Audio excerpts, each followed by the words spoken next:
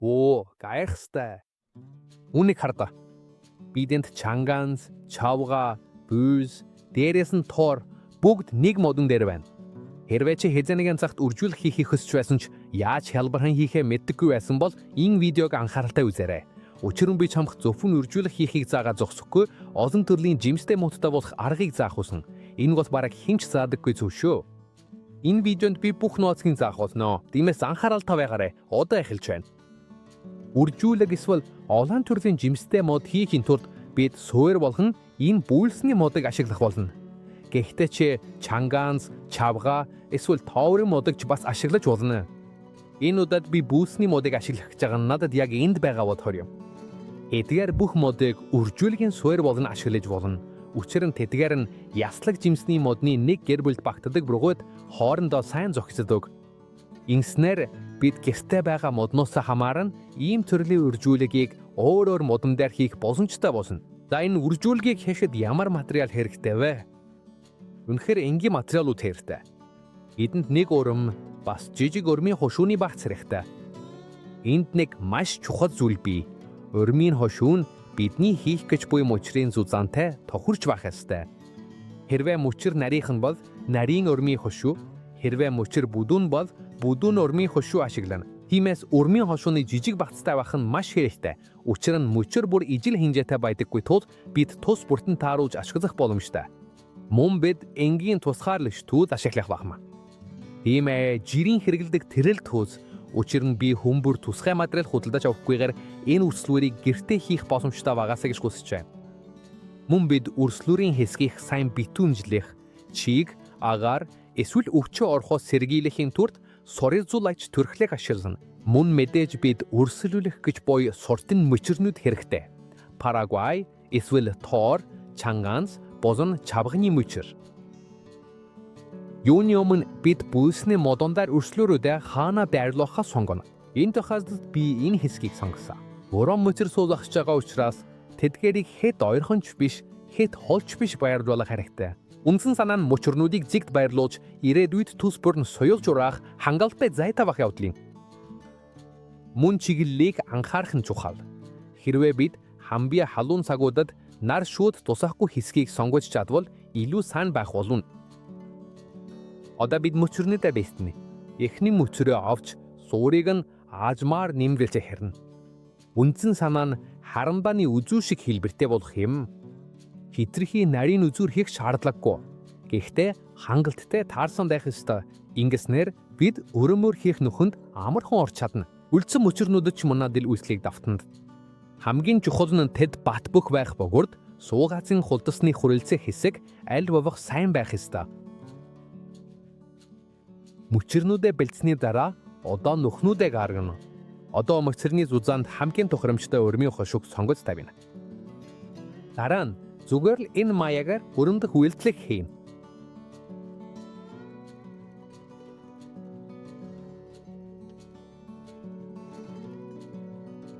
Нүхнүүдийг гаргасны дараа цэвэрлэн бид жижиг савтай ус ашиглаж дотогш нь баг зэрэг цацаж олно. Энэ нь үртэс болон үртсэн хогийг гаргахад тусалнаа. Хэрвээ ямар нэгэн үермэг эсвэл модны үлдэгдэл байвал нарийн үцээр авч болно. Бол санаа нь мохыг цэвэрхэн байлгаж мөчр сайн орж сайн холбогдох явдал юм. Одоо харин мөчрүүдийг оруулаа. Эхний мөчрийг авч нүхэнд нь хийнэ. Тэр нь бат бөх орох ёстой. Гэхдээ хугарахгүй байх тэр. Энэ бичлэгийн хамгийн чухал нарийн зүйлсийн нэг нь гарч ирж байна. Мөчрийн холдос аль болох бүүлсний модны холдсонд наалдаж явах ёстой. Учир нь тэр хэсгээр шүүс үрсэж холбоо үүсэх газар нь юм. Хэрвээ мөчр бүрийн төвд баярлаж модны амьд хэсэгтээ огтхон шүрэлчихгүй бол ихэнхдээ амжилтгүй болдог. Тиймээс бид тэдгэрийг цус бүрийг нь өөрийнх нь нүхэнд сайн чанга хийж байгаа эсхийг шалганаа. Уран мөчр байрлуулсны дараа бид тухайн хэсгийг битүүмжит. Эдгэрстэй төрхлөгийг авч багсаар тус бүрийн залгаас нь эргэн тойронд түрхнэ. Энийн чархыг хамгаалахад тусалдаг. Мөн агаараас бозон хэд их чийг орхос сэргийрч мод тухайн хэсгээ илүү сайн хаахад дэм болдог. Мөн ишин эдгэрэлтийн түрхлэгүүд нь дайверхай, лав, зарим тохиолдолд цэсийн сүртэй нэгдэл эсвэл мөөгөнцрийн эсрэг бодис агуулсан байдаг бөгөөд энэ нь шархыг мөөгөнцөр болон бусад халдвараас хамгаалахад тусалдаг. Тиймээс эдгээрийн хэрэглэхийг маш их зөвлөдөг. Ялангуяа залгаас хийх үед чийг эсвэл өгчин архам хийсэн ажлыг бүрэн сүйтгэж болдог. Ихтэй эдгэрэлтийн түрхлэггүйгээр шийдж болох уу? Ийм боломжтой. Үнэн дээр хэрвээ танд эдгэрэлтийн түрхлэг байхгүй бол түр хугацаанд орлуулж болох нэг зүйл бол алоэ вера юм. Учир нь алоэ нь хамгаалах шин чанартай бөгөөд тухайн хэсгийг чихтэй байлгахад тусалдаг.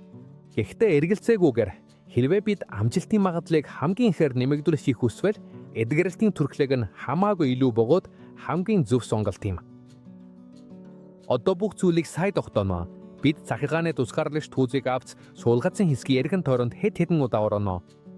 Ол санаа нь суулгацын мөчир огт хөдөлгөнгөө байх ёстой. Салхийн мөчирд хүрэх эсвэл ямар нэг жижиг цохилтоос цохиодолж болохгүй. Хэрвээ суулгацын мөчир эхний хэдэн удаад хөдөлбөр суулгаал бүтлгүүдэж магадгүй. Тиймээс бид хангалттай чанга боож сайн тогтоох хэрэгтэй.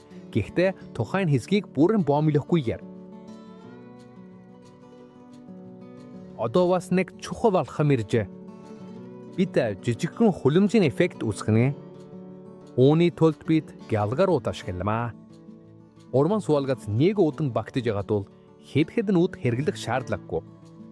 Бид үүдийг 3 мөчгдөр давхарлаж тавьяад саяхан тусгаарлагч тузаар зөөлөн боож сайн битэмжилнэ. Яагаад ингэж байгаа юм бол? Учир нь ингэснээр дотор чигийг хадгалж мөчөрнүүд модтойгоо бүрэн наалдаагүй байх хугацаанд хатхыг нь сэргийлдэг. Энэ алхам маш чухал өгөөд суулгацын амжилттай болох магадлалыг ихээхэн нэмэгдүүлдэг. Эндээс цааш хүлээхэж урдна. Ирэх хэдэн 7 хоногт мөчөрнүүдийг байнга уралдах хэрэггүй. Үүднүүд байрандаа байгаа эсэх, додогшоо хэд их үүс орохгүй байгаа эсэх, ялдрал үүсээгүй эсэх, мөн суулгац хөдөлж байгаа эсэгийг анхааралтай ажиглах хэрэгтэй. Мөн модыг зөв усалж, хэд норгохгүй байх нь чухал. Үндэсний суулгац хүчтэй байвал шин суулгацуудыг тижээх илүү их хүчтэй байна. Бидний төслийг эхлүүлснээс хойш ойролцоогоор 3 сар өнгөрчээ. Одоо бэлэн байгаарай. Учир нь чиний харах зүйл бол жинхэнэ гайхамшиг юм. Үүдний дотор тавыг сайн ажиглаарай. Тийм ээ, яг үн бид амжилттай хийж чадлаа. Бид амжилтад хүрвэ. Мөчөрнүүд соёолс энэ суулгац амжилттай болсон гэсэн үг. Одоо энэ бөөсний модон дээр өөрөөр сортын мөчөрнүүд нэгэн зэрэг ураг болно. Бид Bulls, Thor, эсвэл Paraguay, Changans, мөн чавга бүгдийг нэг модон дээр өргөөнө.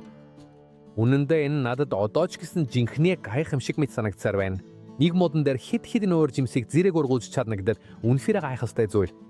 Хэрвээ үүнийг үзсний дараач байгаль үнэхээр гайхамшигтай биш гэж боддог хүн байвал үнэхээр ирээд надад тайлбарлаарай. Одоо сэтгэл хэсгэд ямар жимсээр туршиж үзэх гэж байгаа. Эсвэл видеоны талаар асуух зүйл байвал доор бичээрэй. Би танд туслах болно. Хэрвээ танд энэ видео таалагдсан бол лайк дараад сувагт маань бүртгүйж хонхог идэвхжүүлээрэй. Ингэснээр дараагийн видеонуудыг алгасахгүй шүү. Тэгээд бас аль дуусаас намайг үзэж байгаагаа хэлээрэй. Ирж үсэнд маш их баярлалаа. Том теорил дэлгээ дараагийн өдөө уулзцгаая.